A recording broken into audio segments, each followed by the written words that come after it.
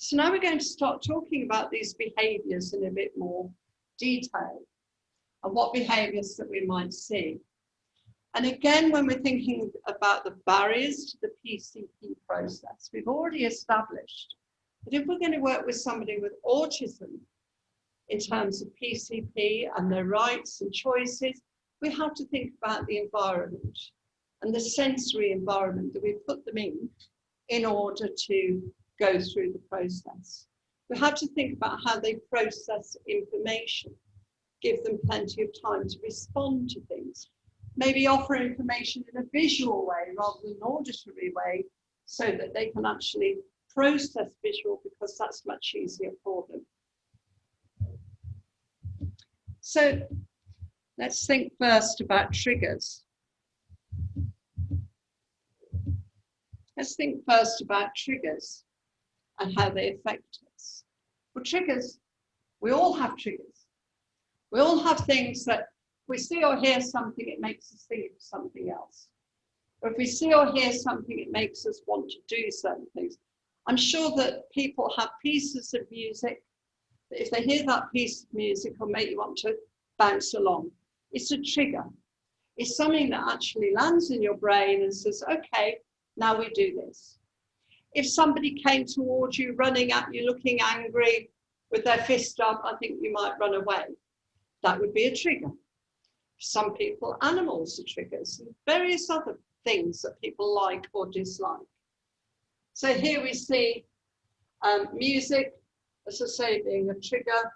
Things like football, get people's feelings going. Wow, that's great. You know, I'm getting excited about the match, or I'm getting excited about playing. Lots of different things that we see and hear around us are triggers that affect our behaviour. So everyone can be faced with situations or circumstances also that can cause them anxiety. And I think most people can think of somewhere that they have to go in day-to-day life. I guess one of the most popular is going to the dentist. And if somebody, not that everybody's the same, but for some people, a trip to the dentist is a trigger. It's like you only have to say, right, you're going to have to go and get your tooth filled, and immediately you may get certain feelings. Now, for some it's not the dentist, for some it's other things. Oh, we're going to have a test at school or an exam at school. That may be a trigger that gets your emotions going and cause you anxiety. So we all have them.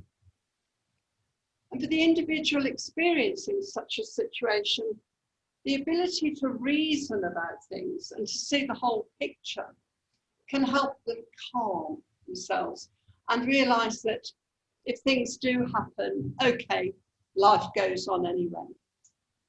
The difficulty with people with autism is they're not so able to do that. So if we look at autism and triggers, these are people who learn to cope with stress or anxiety in a different way because they're not able to control and correct the world around them in the way that neurotypical people are able to. So triggers will have a huge impact on them because we come back to this anxiety. It's going to raise anxiety in them. And some situations for them cause great anxiety. And stress and anxiety can actually cripple them to varying degrees, so they're unable to function because of their level of stress and anxiety. It differs from one person to another, what will trigger them, and the level of anxiety and stress that they feel and experience. But we all experience it in different times, in different ways. So for people with autism, it's just magnified. So despite the differences, there are some common stresses that individuals with autism might experience. So it might be things like people talking too fast, or eating too fast, or it might be that they're overwhelmed by what's going on around them and that they can't take the sensory stimulation. It might be that they don't know a particular area and they're overwhelmed by that, by all the new situations they're having to cope with. It Might be that people are standing too close to them, or they're in close proximity. That might be a trigger.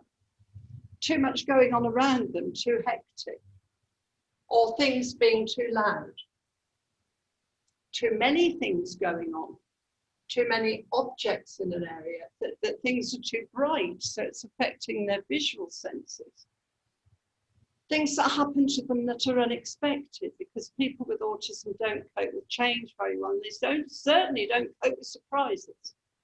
So unexpected events can trigger them. Sometimes people being too vague and not actually saying things directly, so they're difficult to understand. That can cause frustration, and that can be a trigger. And also things that are too loose and too tight, and that's about clothing. We talked about that skin contact, and some people with autism have to have things really, really, really tight around them. Sometimes some people have to have it really, really loose. So if things are put on them that are too tight or too loose and they can't control that, that may well be a trigger. So maybe lots and lots of different situations that will trigger anxiety. If you think about that in terms of transitions, transitions through the day we talked about yesterday, or we talked about before. Short-term transitions, going from place to place, going from one class to another, going from one topic to another, going from one person to another. Now, remember the hammer and that processing.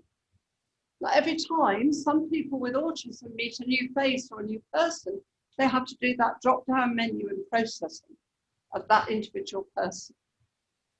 I once had a young man who said to me that the way he processes people is like a shoe shop. He said it's like a shoe shop. And everybody has a shoebox. And everybody is in a shoebox with a lid. And when you come in, Angela, to the room, I take the shoebox for you off the shelf. I take off the lid, and I get in the box, and I take out the behaviours that I use with Angela. And then when you go, I put you back in the box and I put you back on the shelf. And when somebody else comes in, I've got a different type of colour or size of shoe for them, and I take that down and I take the behaviour for them out and behave in a different way. Now, don't we all do that? I'm sure that people behave in different ways with their friends at home than they behave at work with their boss and their colleagues. The rules are different. The way of presenting is different. The way you interact is different. And for people with autism, they actually do it like the drop-down menu. Like, here is Mary Poppins. Okay, Mary Poppins is a person that looks like this. So for Mary Poppins, this is the way that I have to behave. So just going from one person to another can be incredibly difficult. I actually work with a unit here in Cyprus where all the staff wear the same colour tops. Why do they all wear the same colour tops? It's not just because we want them in uniform. No, it's because it means that the people with autism that they're working with have only got that much of each person to process. The tops are always the same. So they can switch more easily from one person to another. And studies have been done in some schools where they've used uniform on all staff that have shown that the anxiety-led behaviours in the students come down. So these are really important factors to think about. So moving from one topic to another, making that change from one activity to another or a class to another, this is really difficult. And then we look at the long-term transitions. So going from one season to another, going from winter to spring, light changes when we change the clocks. Winter clock, summer clock. Gets dark earlier, doesn't it? The whole world changes, actually. If you're hypersensitive to these things, the whole world changes at that time. From childhood to adolescence or on through life, school to university or school to work. These are all transitions, and these all create a lot of anxiety, and they all actually encompass a lot of different sensory sensitivities and challenges as you go through. Thinking about time. So unstructured time that has no specific rules or any activity creating boundaries can be very challenging to people with autism. And I can tell you now that we used to record behaviours in residential homes, and at the times of the day when people had nothing to do, behaviours went up. Why? I guess all of you love your leisure time. You love your time on your own where you can get your phone out and twiddle or get on the computer, read a book or do whatever you want to do in your own time. But with the difficulties we've got in imagination, people with autism will find it very difficult to know what to do with downtime. So if you say to somebody like you listening to this recording, well, off you go and enjoy yourself for an hour, you'll think, yeah, brilliant, I'll do this, this, this, and this. If you've got autism, and I say, off you go then for an hour and do what you want, they're like, oh, where do I start? I don't know where to start. I don't know what I'm going to do. Oh, I'm very anxious. So I'm going to sit for an hour and twiddle. I'll fall back on what I know, because I can't imagine ahead. I can't see ahead. I don't have a cause and effect mechanism in my brain to be able to plan and organize ahead. So it's really, really difficult, this unstructured time without any limits. So some examples of that are while waiting to do something, for instance, for the school bus to arrive, or during transportation, sitting on a bus going from A to B, recess times where you go to the playground or whatever at school. What are you going to do?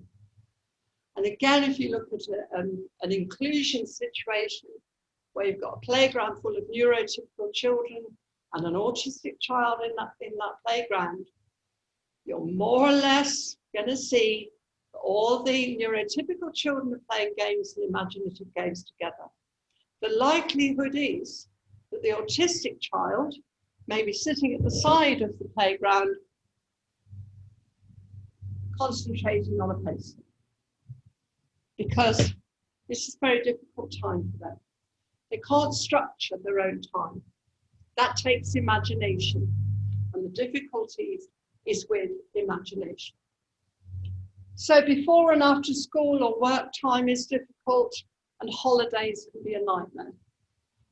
So if you've not got anywhere to go during your day that's structured, okay, this is where I'm going to go today, this is what I'm going to do, and this is when I'm going to come back. If you haven't got that structure in your life, you don't know what to do with the time. Now, thinking about motivation, you got out of bed this morning for a reason. You got out of bed this morning because you wanted to get your breakfast. You needed to go to work, you needed to go to school, you needed to get something done, you needed to go to the shops. So you got out of bed. And most people have the ability to think ahead and plan ahead. So you get out of bed and you do various things.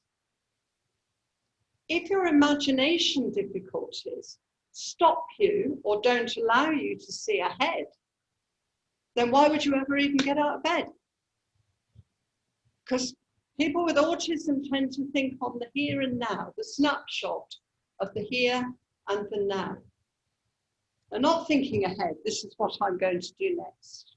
So this is a very difficult thing for them. And holidays, you've got huge change in holidays and huge downtime, both of which are very difficult.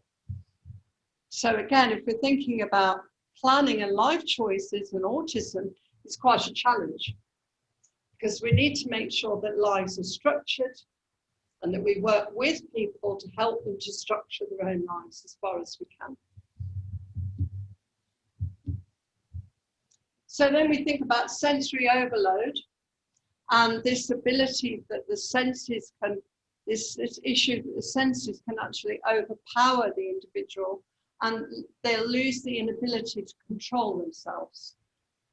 And some situations that trigger anxiety, as I've said before, would be crowds, sounds and noise, space, if it's too large or too crowded or too bright, or even if it's smelly, they get overwhelmed by the sense of smell. Think about it.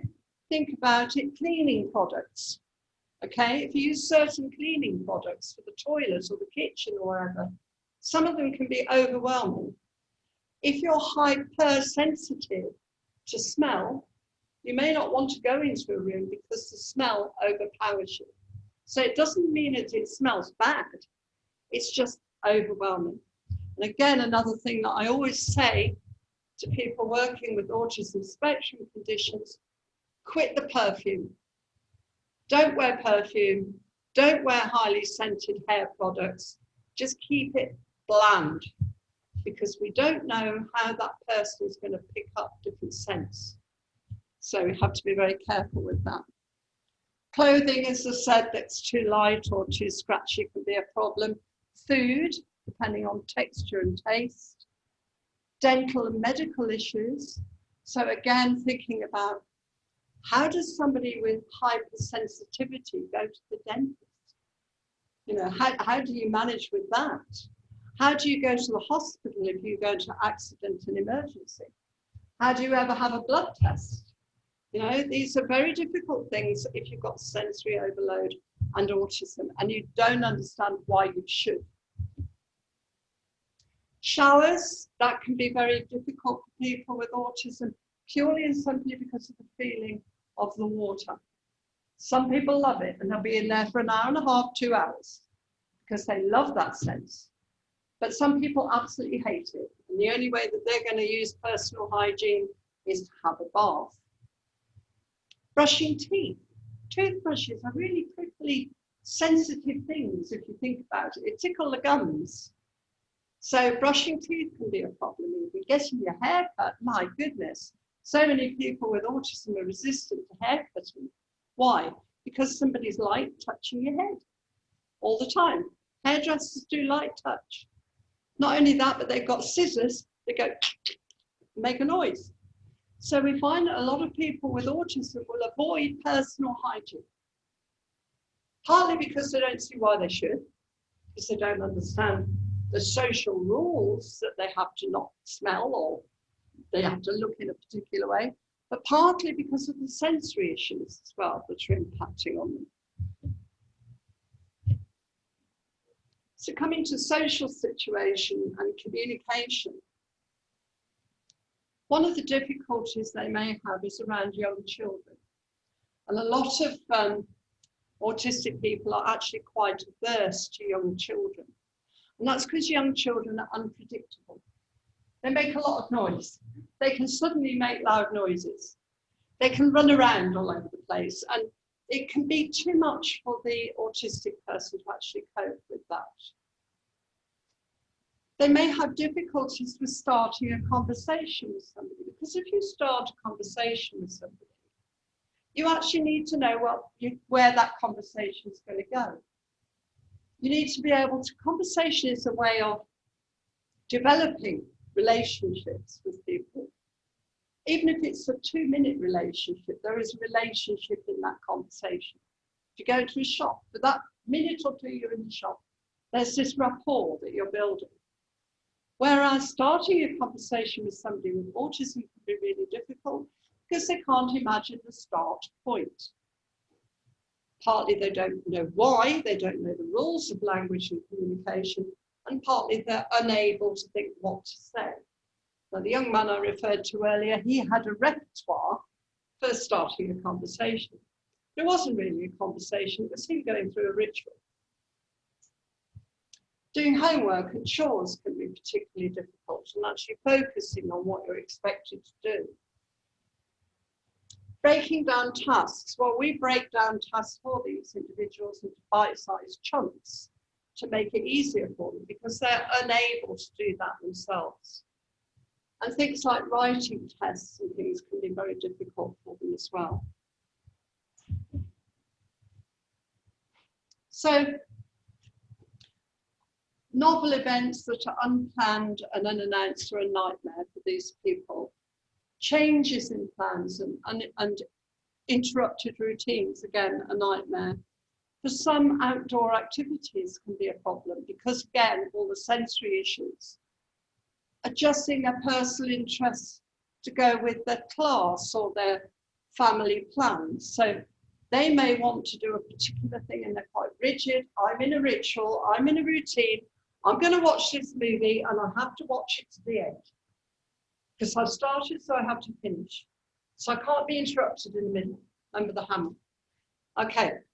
Now, if the family want to go out and it's a 2-hour movie, family very often will not be able to go out because if they try and stop the movie, the kid will go into a meltdown and they'll have a lot of angry behavior. Not because the child is being stubborn or obstinate, but because they can't cope with the change and interruption that brings. Now, interestingly, we use things like timers, egg timers and things to show time.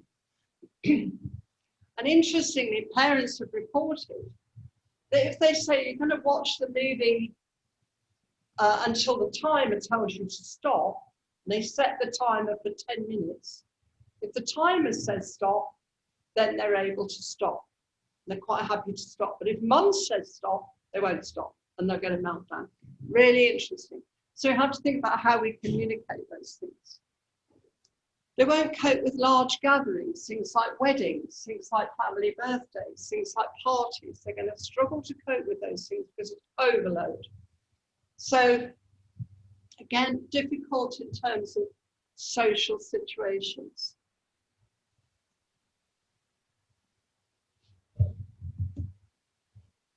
So again, triggers might be noise, the pace with which things are happening. Strangers is another one, people who they don't know. They're going to be more attracted to people who they know. Why? Because they'll know how that person presents. They'll know that that person understands them. They'll know that they feel safe with that individual. If they meet new people, they don't know if they're going to be safe with those people. So the anxiety kicks in. People being too close, routines changing, stressful situations, being ignored, that can be another one. And very often I've seen people, if they're not verbally communicating and they want something, they won't ask for it, you see. They're not, if they can't verbally communicate, they won't say, please, can I have a drink? What they'll actually do is they'll go and grab somebody and take them to where they want them to get the drink from. Now, people might think this is quite aggressive, but actually it's communication. And any behaviours are communication. It's not communication in the way that we normally understand it, but people's behaviours are their method of communication. They're communicating something to us. So we have to stay tuned into that. So if we look at anxiety and behaviours, different from one person to another. In some people, it might be that they ask you the same question again and again and again and again. Okay, so things like, what time did the street lights come on? What time did the street lights come on? What time did the street lights come on? What time did the street lights come on? Now, they're asking the question, not because they want to know what time the street lights come on always, maybe just because they're wanting to hear the answer. As in, it's a pattern, it becomes a ritual. And you can say whatever time, that's not important. So also interrupting all the time, not understanding how social communication works. So repeating themselves or interrupting when other people are speaking.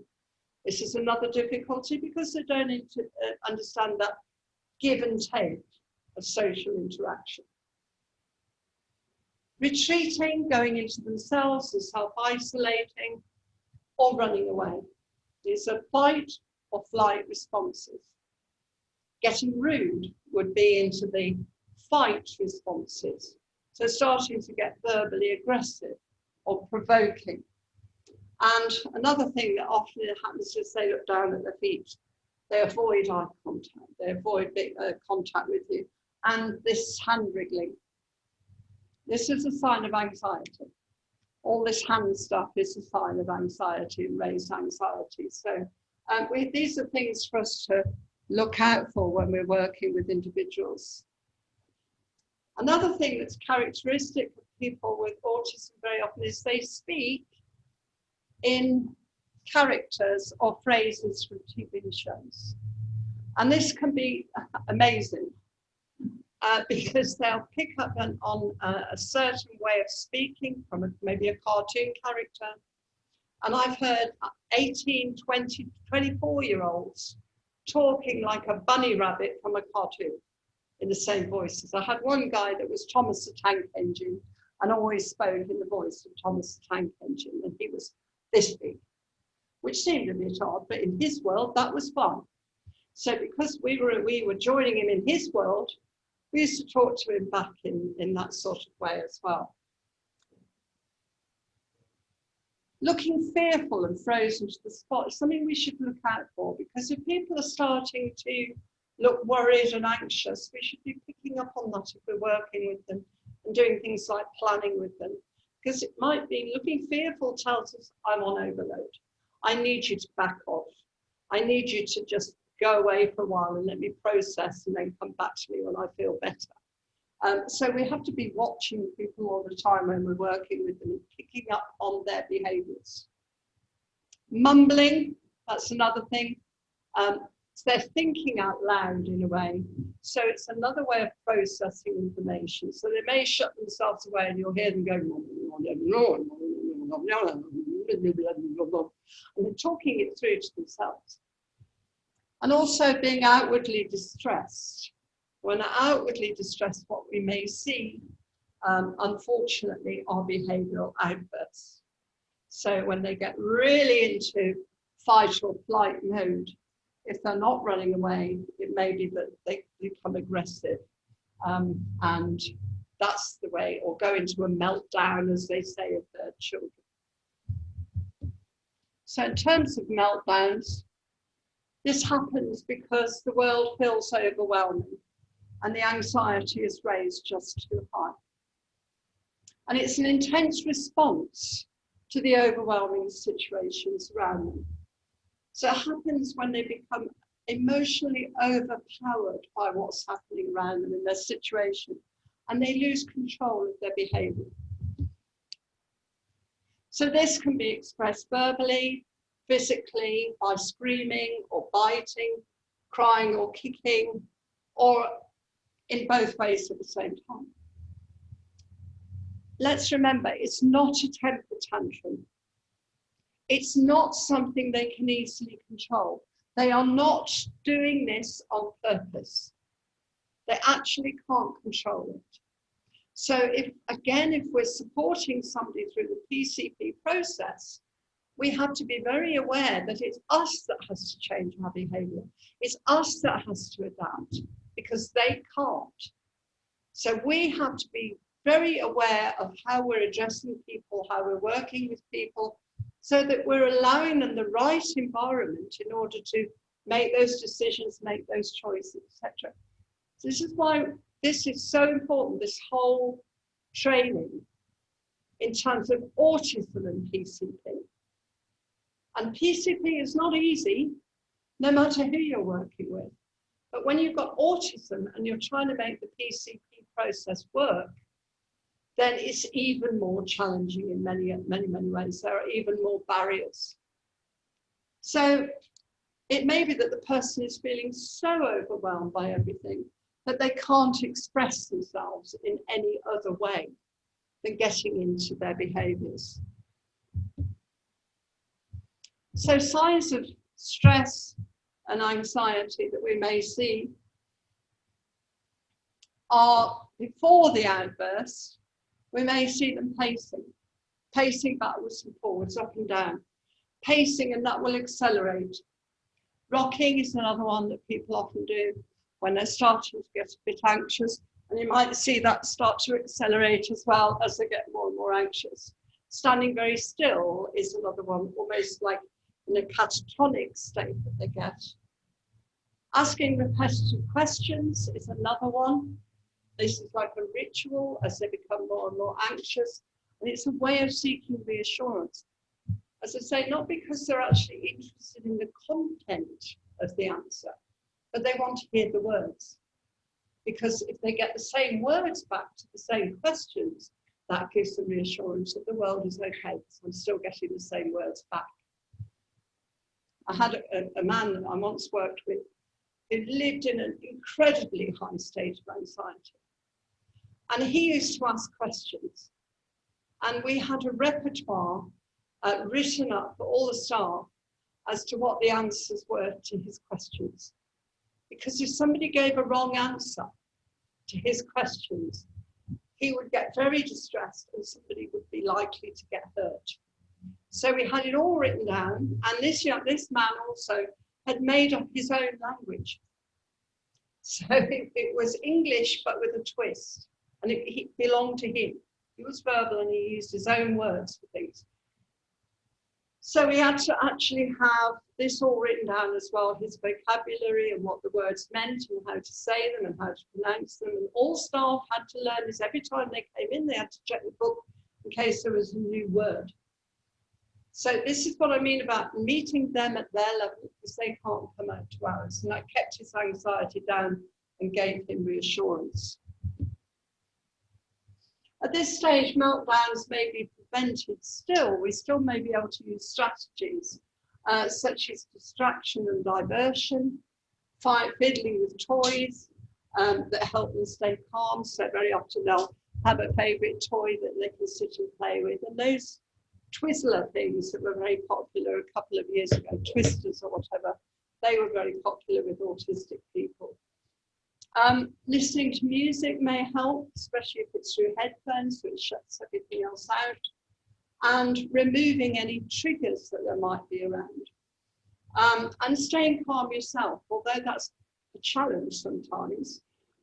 Trying to stay calm so that you project that air of relaxation and calmness onto the other individual. Anticipating meltdowns includes identifying the causes of meltdowns and eventual patterns around that, and minimizing the triggers that may cause the meltdowns. So thinking about sensory changes in routine, anxiety, and problems with communication. So when somebody's actually having a meltdown, if somebody actually goes into their behaviours and things get really tough, then don't judge them. That's the first thing. You know, sometimes people think that they're doing this on purpose. They're doing it at me. Actually, no, they're not doing it on purpose. And if they are targeting you, it's probably because you're getting something wrong. So don't judge them. Judge yourself and your own actions first.